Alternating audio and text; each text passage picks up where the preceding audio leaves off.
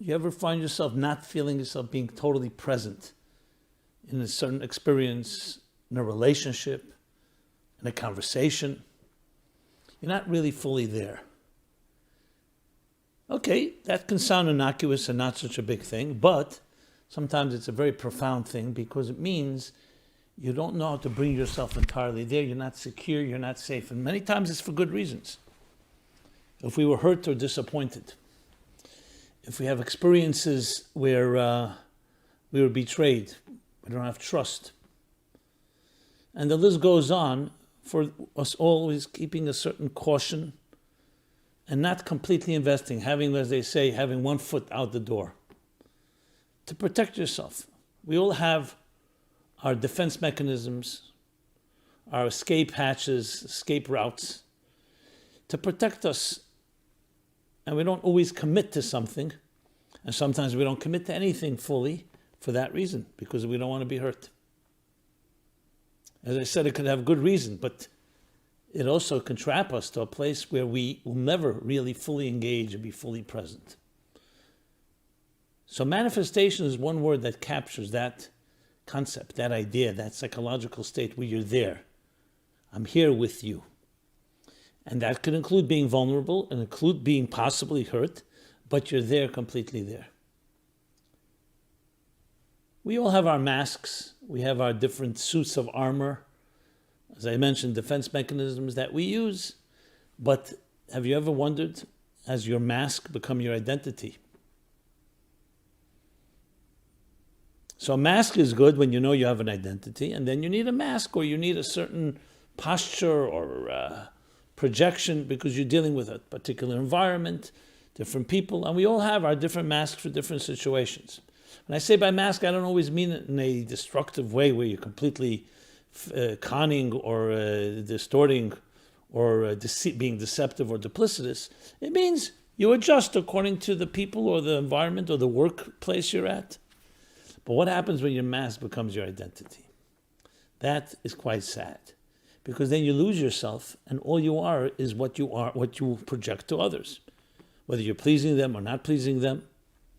So this is all part of this discussion called being manifest.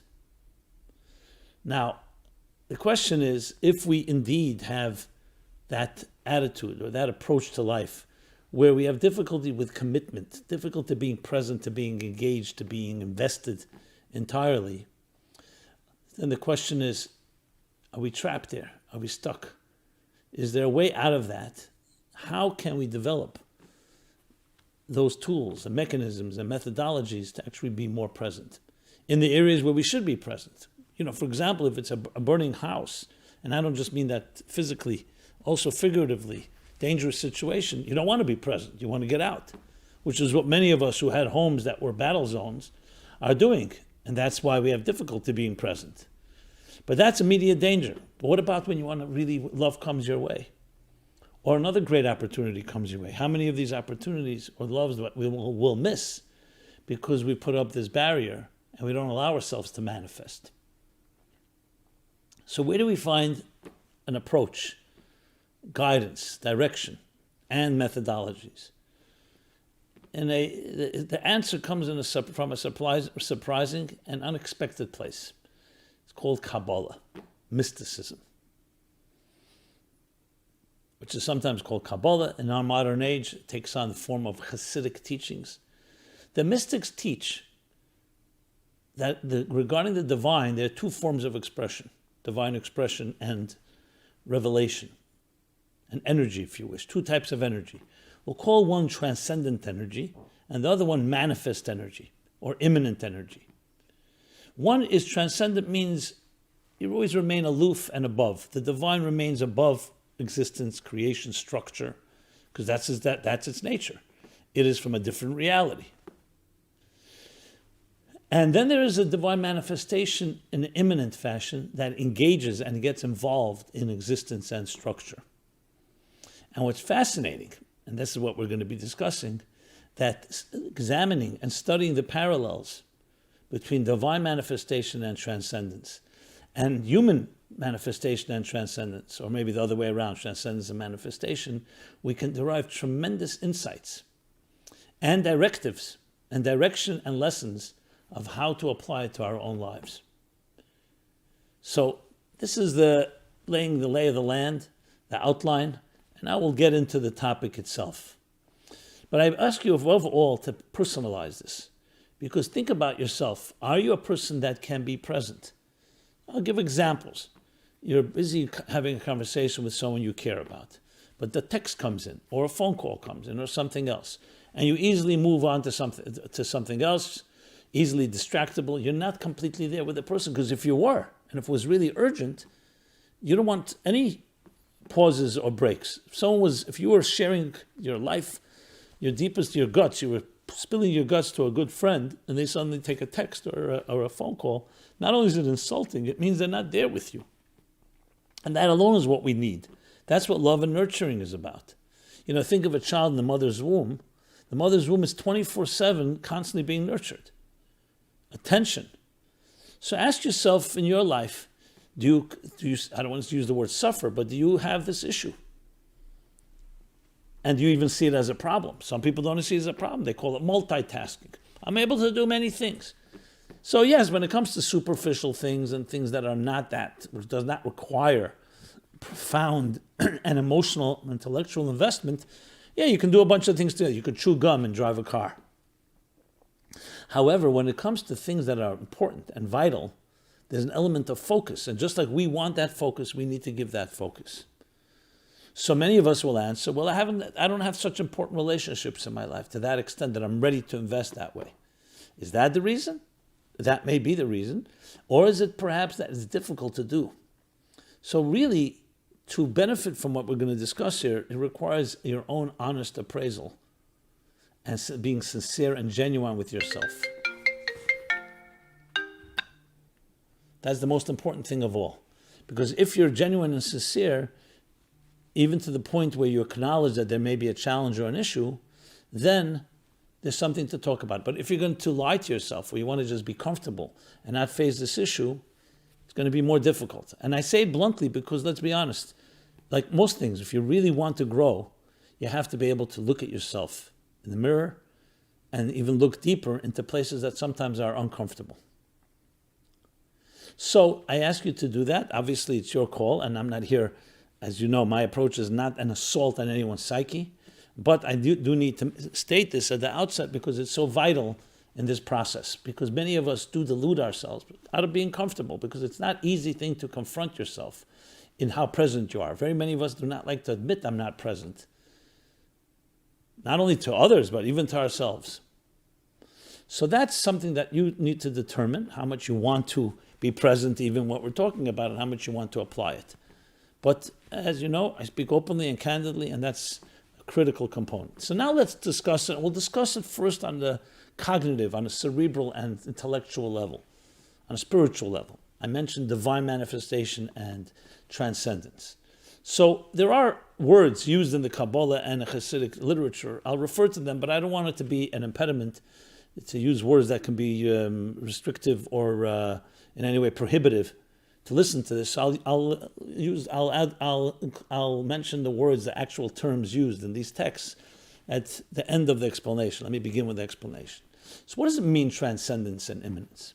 Transcendence, as the word implies, means you transcend, you're above. I used before the word aloof. Aloof can be a positive, it can be a negative. Aloof can be detached and indifferent, but aloof could also mean because you're above it, so you're not affected by it quite that way. So when we're talking about the divine, which means anything that's greater than ourselves, it by definition is transcendent. It's above and beyond who we are. Meaning who we are means humans and as well as existence itself. But the question is, the theological question that the mystics ask, is the divine also present with us? Or is it always removed and distant? And for good reasons, because it's of a different reality. And the answer is it is present, because the whole purpose of existence is that there be a relationship. Let me move it right away to the human level. We have a transcendent side, each one of us.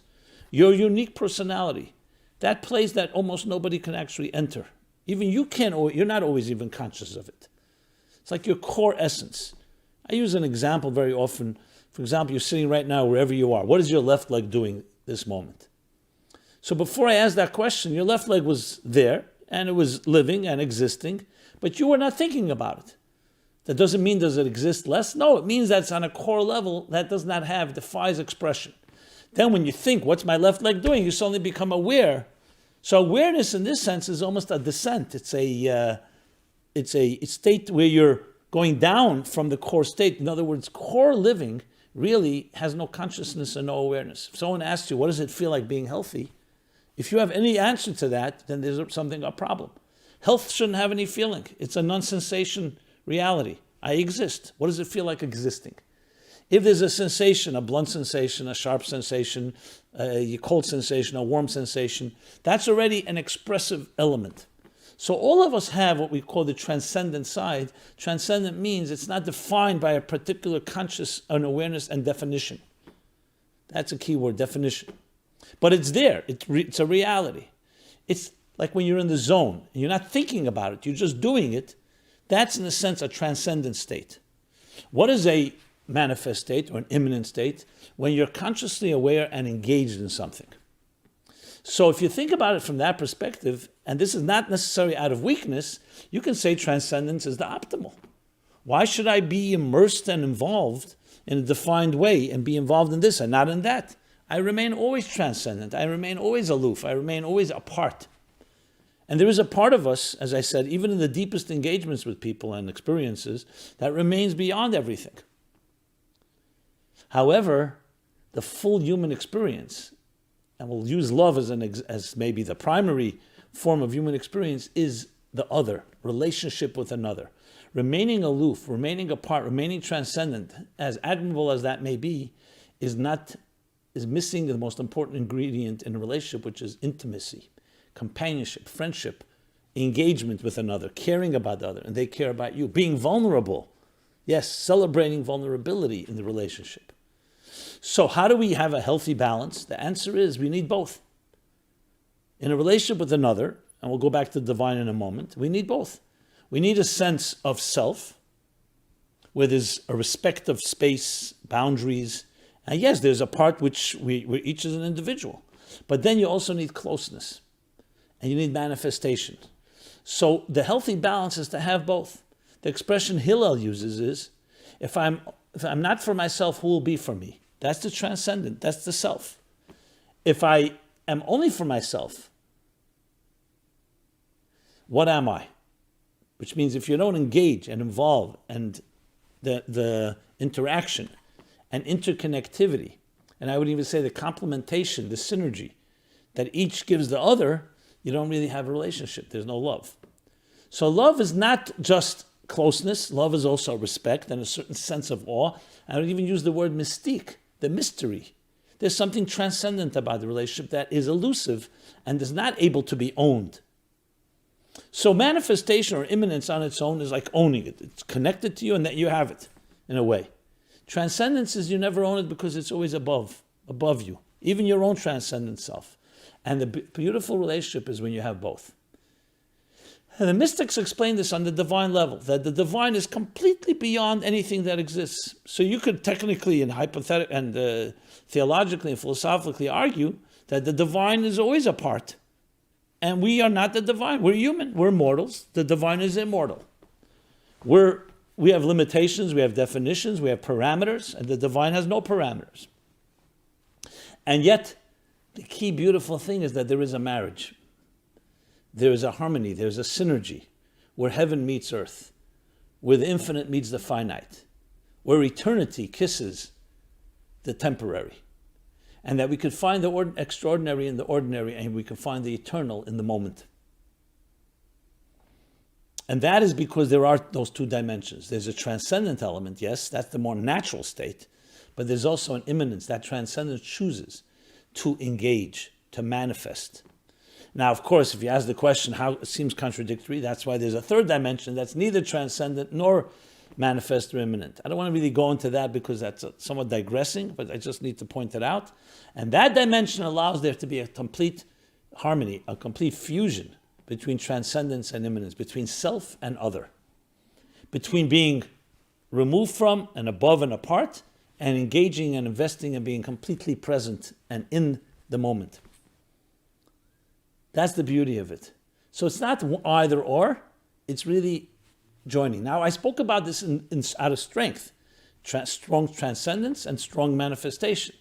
Now let's apply this to what I spoke about earlier. Those of us that have difficulty being present, not because we're so spiritually transcendent, even if though we may convince ourselves that's the reason, and there may even be some truth to that as well. But let's also acknowledge that it could include fear, insecurity, being afraid to be trapped. As I mentioned, discussed earlier, the different reasons that we may not be completely present in an experience with another, in a conversation, and so on. Especially when hits too close to home. So then we put up our walls. We don't want to be hurt, and we avoid being completely engaged. So we always keep a little back door to get out, an exit strategy. So there, it's not necessarily coming purely from strength. They may have some strengths in it, but there's also a lot of weakness in it. So clearly, it's not sufficient because you'll never have a relationship. So transcendence teaches us, even healthy transcendence needs manifestation. And definitely unhealthy, I don't want to call it transcendence because it's not really transcendence. It's just a negative form of manifestation just with yourself. Being alone because you're afraid to be with others, or you have concerns, or you can't totally engage.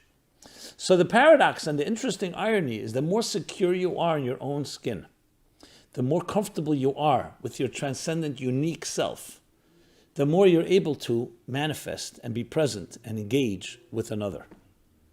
Again, this has to be done with discretion. It doesn't mean you just let down your guard and everything is entered. Everything is allowed in because we need to proceed with caution, make sure we're not hurt. But we don't put a wall up and don't allow ourselves, because then we remain trapped in our own inner armor and masks. So the key thing is to recognize, first is against cognitively and cerebrally, that there's that element of a transcendent state, even in the best of it, requires manifestation. And they don't contradict, because even when you manifest, your transcendent, unique self is not compromised. Now, if you can cognitively, with exercises, contemplate and meditate on that concept, what it helps one do is helps you feel safer. Because if you can identify that inner self and feel strong about it, then you will have less fear engaging.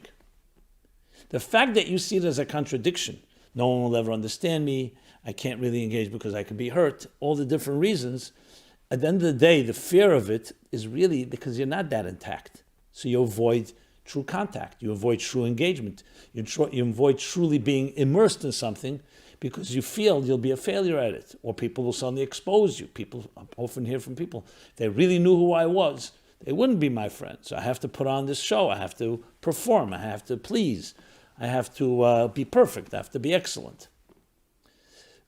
So the key thing to remember is that we do have a transcendent, unique self.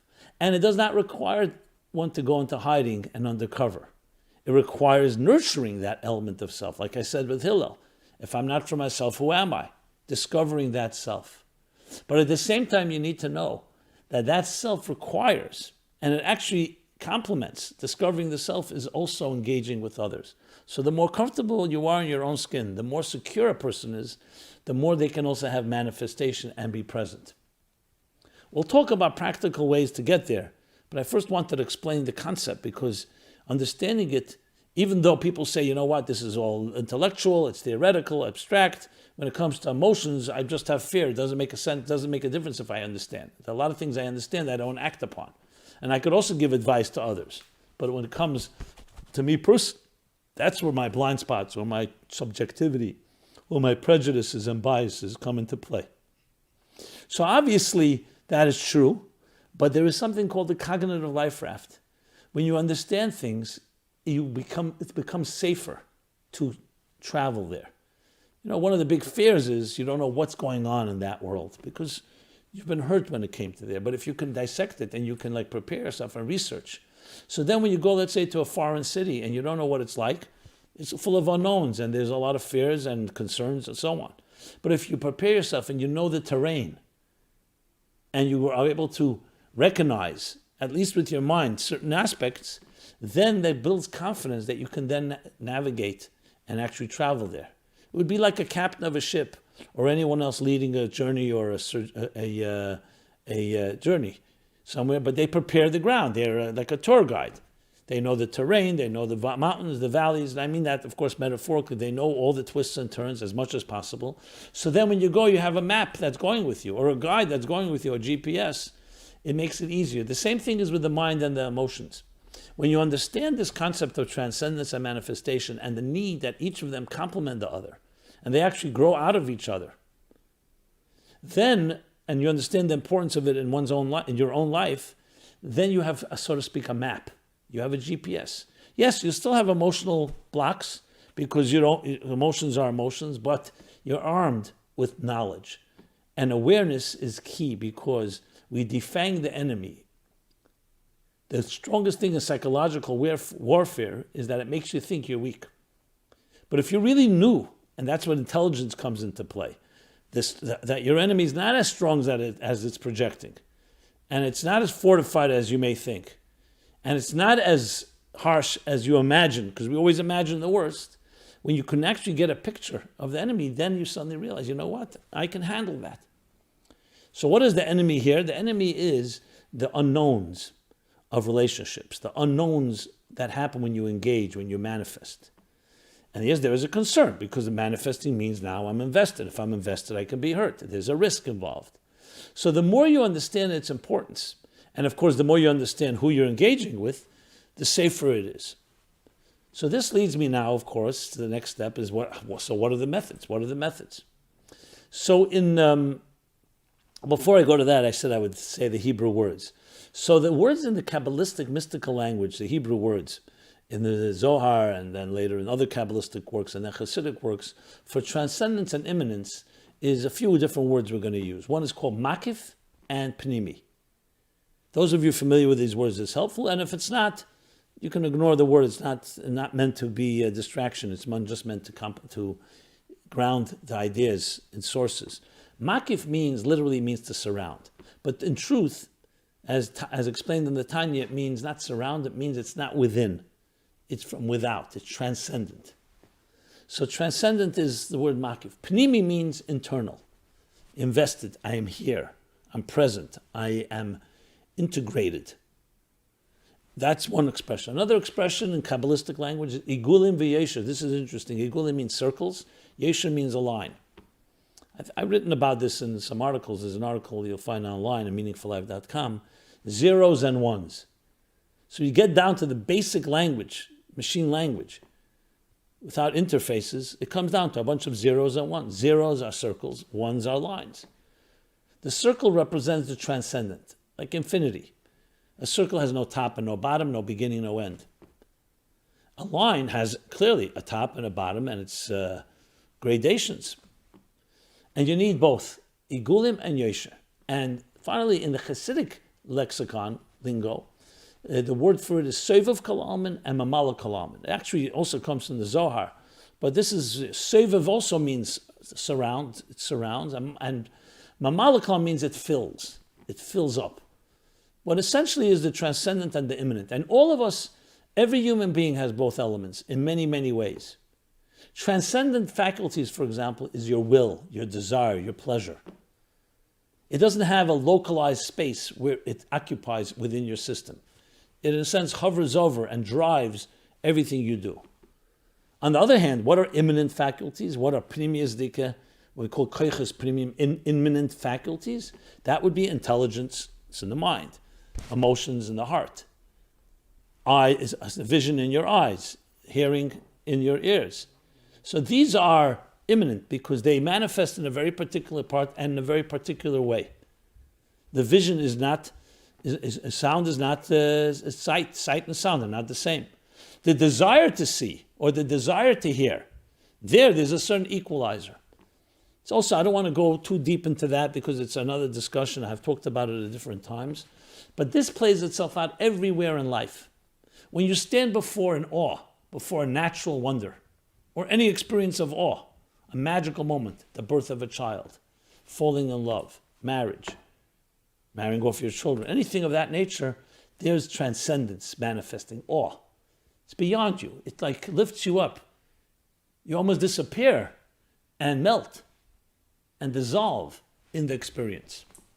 So that's you melting and dissolving in the experience. And then there's the other way where you integrate, where you internalize it, you understand it, you appreciate it, you're present in that way. So there are times we need to just dissolve, just stand in awe of something, a magical moment, and there are times that we need to internalize it. And they complement each other. To take it back to relationships, manifestation is essentially the art of being there. And being there entirely, because in that moment, that's where you should be and nothing else is taking place. That requires a lot of confidence, a lot of feeling secure and trust. But it's not a contradiction to the transcendent part, which is not manifest quite there. So now, methods. Generally speaking, when we talk about how to manifest, we need to find examples of where there's manifestation. And we need to find examples that will work. Because if you try cold turkey, try to do something completely you have never done, it's out of your comfort zone, if it's very uncomfortable, you're probably not going to continue doing it. So we need exercises that will be sustainable, that will be maintainable, and will be actionable. So my suggestion would be is to try to find something in your life that you enjoy. To manifest and be present in something you don't enjoy is just going to make the battle more difficult. Because then we have two battles. You don't like it, and you generally don't like to be present completely. Things you truly enjoy. There may be a person in your life you really enjoy having a conversation with. So maybe schedule a time and sit down and shut your phone off. And do it very deliberately. You can even say you're doing it, and try to have a conversation without any distractions. It could be an activity, a hobby. I would even submit that all of us do this to some way, but it's usually done in things that are pleasurable. I see people watching sports or other more superficial things. They can watch a movie and completely be absorbed absorbed in it. However, that's not a good example because that's really sometimes a distraction. That's why we're talking about things where that has a productive result. With other people, it's usually the most effective. But it could also be with projects that are productive, that produce something. This does not mean you cannot enjoy yourself and listen to music and be absorbed by that, but it means best to try to do it in areas that you're not doing it already where you're comfortable, because then it will become part of your comfort zone. You want to break away from the comfort and find yourself manifesting and being present in things that you have not done until now. Now, why did I begin with that? Because if I said to you, you know what, why don't you find someone to love and really be there, present, and so on? Yeah, that's nice to say, and we all love it. But if you haven't done it till now, or you have concerns about it, just me telling you do it is not going to suddenly resolve it. That's why the approach is do small battles that will lead to the harder situation. Like I've often said, when you want to untangle a ball of yarn or a bunch of wires, you don't try to untangle the hardest part or hair. First untangle the periphery, the easier tangled stuff. Divide and conquer is the right expression. And then when you isolate and see only that part, firstly you have less to deal with, and then you can focus on that and slowly do that. So I'm a big believer in action breeds action. You don't need to do it all. Begin in areas that are not quite your routine, but not completely that you're completely resistant to. And that opens you up. It's like an exercise. It's conditioning. You're not going to run a 21-mile marathon if you can't run a mile. So it's running the mile, trying to do something on a smaller scale, but broadening your horizon, which will open you up to be able to manifest and be present in more serious and more important things. And there's nothing wrong if it's for ulterior motives. Many people are invested when they gain something from it. Like if you're going to invest your money somewhere, or you want to make a pitch, or you want to make a sale, or you want to really gain something, you're going to be more present, hopefully. So ulterior motives doesn't matter. The key thing is to find experiences, but deliberately. Now, I should add that based on what I said earlier, there are people who manifest very well, but they're not manifesting in a healthy way. They're always pleasing others. They're always there. And they're lacking the first point, their own transcendent, unique identity. In Hillel's words, if I'm not for myself, who will be for me? Some of us have lost our identities in helping and pleasing others. So it's beautiful to please others, beautiful to be nice, not at the expense of losing yourself, because you know the truth is, and it's another irony, but it's correct, you're not really present.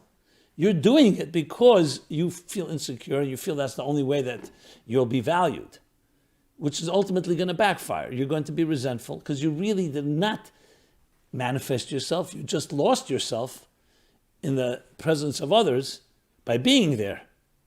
And you never fed yourself. That has to come back to bite you. So we have to understand there's also the other side of things where you're too present and too manifest for the wrong reasons. So that's something that needs to be assessed. And that always leads me to having a mentor, having someone you can speak to, because you don't want to get yourself trapped that you convince yourself that what you're doing is the right way and for the right reasons. So you want to have some healthy assessment and a good sounding board that can review with you and get beyond any of your traps and your own blind spots and prejudices. So that's one way. Let's talk about some others. They talk about today mindfulness. Mindfulness is really an extension of the concept of being present. Mindfulness could even be in how you take a piece of food in your mouth. I remember a few years ago, I do a program called My Life Chassidus Applied every Sunday, which you can watch. It's a live program every Sunday, 8 p.m. You can just check it out on meaningfullife.com or chassidusapplied.com. And an outgrowth of that, we did an essay contest. We do an essay contest every year where people write essays that apply ideas from mysticism, from Hasidic thought, to contemporary issues. So I remember in the first year we ran the contest, there was a very excellent essay called, it was a mystical approach to overeating.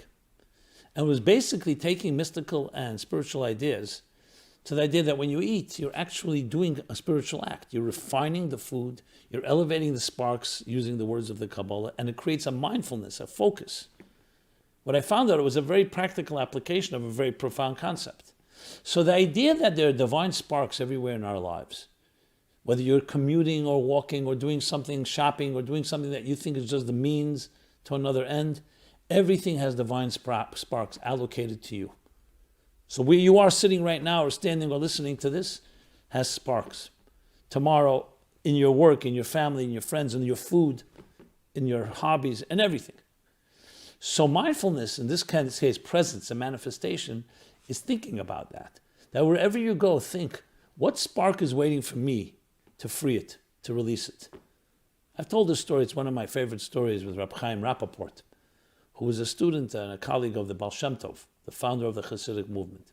So the Baal Shem Tov once sent him on a mission somewhere to accomplish something. He came back and the Baal Shem Tov insisted, mission accomplished. He insisted to know, how did you travel there? So, it seemed like irrelevant, but the Baal Shem Tov wants to know. So he described, he said, the first night I stayed in an inn. Second night there was nowhere to sleep, so I slept. I camped out of the side of the road. In the morning I woke up, I washed my hands, I said my prayers. And then I sat down to have a little breakfast meal. There was a brook of water on the side of the road, a brook of water. And I went over and took a cup, made a blessing, and drank the water. The Baal Shem Tov jumped up with excitement and said, that water was waiting from the beginning of time for you to come to make a blessing on it. The story touches me profoundly, and it actually energized me. I travel. We all travel. You come to different places. And you think to yourself, you sometimes to come to a place, many people have been in this place before, but you have not been here. Or you've not been here in this time and this period in history. And what sparks are waiting? What brook of water or other experience are waiting for you to do something that you and only you can do? That's called manifestation. You're not just spiritually transcendent and aloof and wherever I go, things happen. But the detail, a small detail, a little child comes over to you. Something that may not be dramatic and significant in the sense where people are going to give you awards and it's going to, attract headlines. Those small little gestures, those are where real manifestation takes place. And that's the powerful mystical concept, the divine, as beyond and transcendent it can be found in the smallest fiber of existence. Recently I've been looking into the DNA, human DNA. It's really divine DNA. And it's fascinating how such simple building blocks define the entire diversity of the population of existence. 7.5 billion of us, and every form of life, the billions and trillions of forms of life everywhere. Just a few certain codes. Just the question is the sequence. Those 4 key building blocks. Amazing.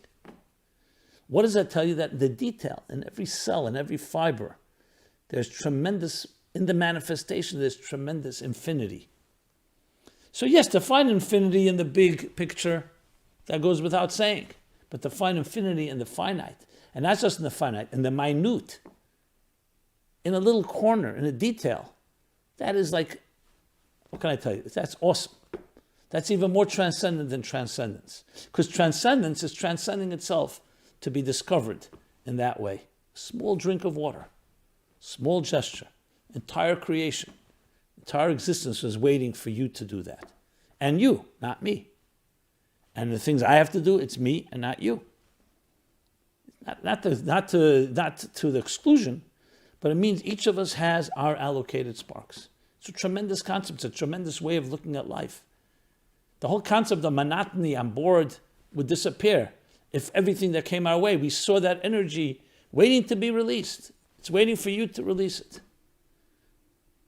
But that requires a mindfulness, it requires a focus, it requires manifestation.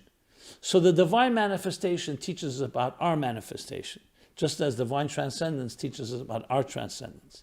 And the true harmonious, the true balanced life, the true formula is when there's a real symbiosis between these two, where they complement each other, and each feeds the other, and one does not annihilate the other, because both are necessary for the healthy human being. It's a relationship, and a relationship requires that element of the mystique, the awe, the transcendent, and an element of manifestation and presence. This is in some ways, hopefully put into palatable terms, palpable and palatable, I should say, terms, concepts that are quite abstract and quite profound and quite mystical and cryptic when you read them in the sources. But it's ultimately the fusion, the joining of these two forces, the transcendent and the immanent, that is the key to all harmony in life, individually, personally, and collectively. Because when you have those both coming in a healthy way, in a way that they complement each other, then what you really have is the key and the ingredients to everything that is healthy, to everything that is productive and functional. Not just functional, thriving. Because in the human body as well, and in nature, and wherever you look, microcosm, macrocosm, you'll find these two elements and how they join together, as I mentioned, with a third invisible ingredient that works behind the scenes that brings them both together. So they need to have two different experiences, transcendence and immanence, manifestation, presence, and awe, but they join together and you experience transcendence in the manifestation and manifestation of the transcendent. And the journey continues, because what is transcendent today, tomorrow is manifest, then there's higher levels of transcendence. Think of it like climbing a mountain. As you climb, the horizon becomes broader. So as you internalize and you become more acquainted and you become accustomed and assimilate what was yesterday a transcendent experience, today is now a manifest experience, an immanent one, an internalized one, and a new level of transcendence emerges. That itself is also exciting because it's an ongoing journey of growth, of climbing a ladder where when your yesterday's rung was beyond you, now you're on that rung and a new rung emerges that's higher, both quantitatively and qualitatively. So I hope I did justice to this theme. There's obviously much more to say on it, but this is a good beginning, hopefully more than just a beginning, but a good synopsis encapsulating this concept in our personal lives. For more, simply go to meaningfullife.com. A lot of resources on this topic and many other topics.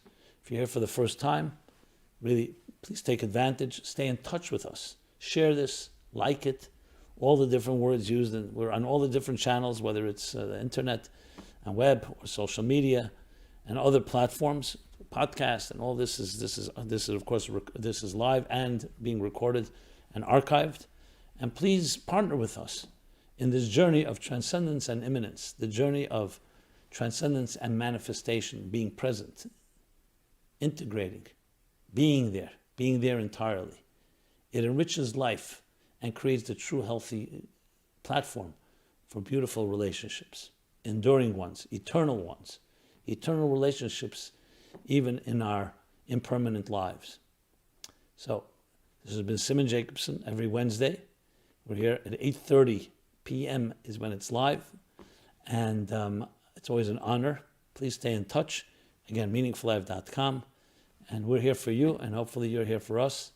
And our goal is to create links, person by person, reaching every person on this planet, because each of us has our unique role to play, our unique sparks to elevate, and we need each other because we are both uniquely necessary and also complement each other. Be blessed. Thank you very much.